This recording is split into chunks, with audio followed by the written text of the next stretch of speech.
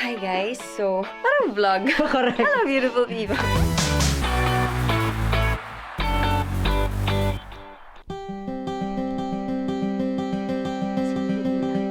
Nandito ako ngayon sa recording studio sa GMA para i-record ang tula na ginawa ni Juan Miguel Severio para kay Erwin, para sa kanyang gagawin para sa Battle of the Judges.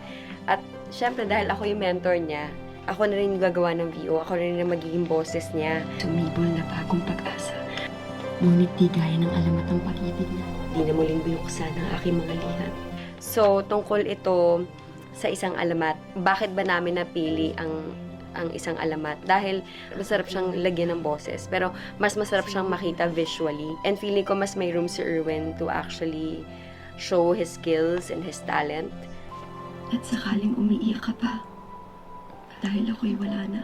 Nakakaiyak siya pag binabasa mo siya. Nararamdaman ko siya.